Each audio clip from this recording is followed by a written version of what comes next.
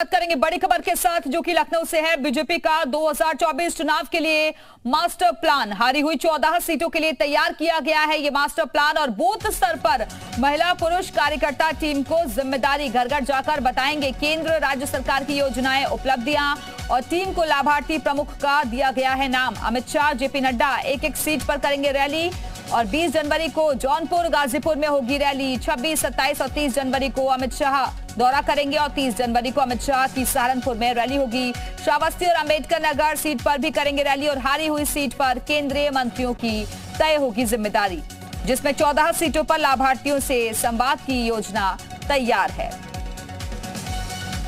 तो मिशन 80 को फतेह करने के लिए बीजेपी ने रणनीति तैयार की है और आने वाले वक्त में रैलियां होने जा रही हैं, जिसमें खास तौर पर जिम्मेदारी अमित शाह और जेपी नड्डा के कंधों पर रहेगी। और इसी खबर पर और ज्यादा बातचीत के लिए सीधे रुख करेंगे अपने वरिष्ठ सहयोगी का। अजीत इस वक्त लखनऊ से हमारे साथ जुड़ चुके हैं। अजीत, आप पूरी तरीके से मास्टर प्लान तैयार कर लिया है बीजेपी ने आने वाले वक्त के लिए, जिसमें अमित शाह और जेपी नड्डा के खास कार्यक्रम भी शामिल रहने वाले हैं।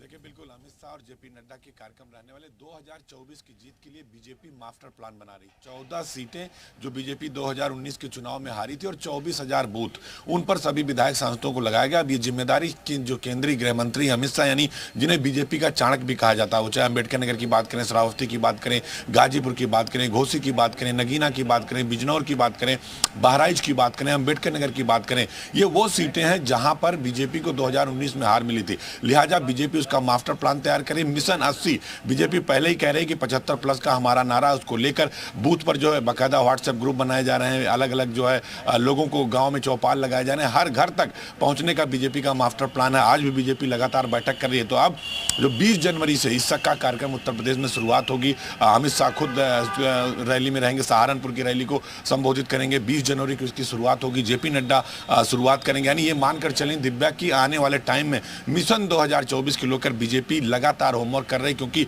यूपी बहुत बड़ा राज्य और कहा जाता है जो यूपी जीता वो दिल्ली जीत जाता है और यूपी से ही दिल्ली की जीत का रास्ता जाता है। लिहाजा बीजेपी का जो मास्टर प्लान है वो तैयार है और बीजेपी और पार्टियों से एक कदम आगे रहती है। जब तक दूसरी पार्टियां सोचती हैं बीजेपी एक चाल चल चुकी होती है। तो अब लगातार वो 14 सीटें जहां पर बीजेपी को 2019 में हार मिली थी, उन पर होमवर्क किया जा रहा है कि इन सीटों पर कैसे जीता जाए, प्रत्याशियों का चयन कैसे किया जाए, बूथ लेवल पर और कैसे मजबूती की जाए। तो उसको लेकर ये मास्टर प्लान। बिल्कुल अजीत, और एक तरफ तो विपक्ष बार बार महंगाई बेरोजगारी के जरिए बीजेपी को घेरने की कोशिश कर रहा है, लेकिन बीजेपी यही बार बार दिखाने की कोशिश कर रही है कि हम काम के जरिए ही सत्ता में आए हैं और सरकार आपके द्वारा, इसलिए सीधे जनता से कनेक्टिविटी बनाने की कोशिश।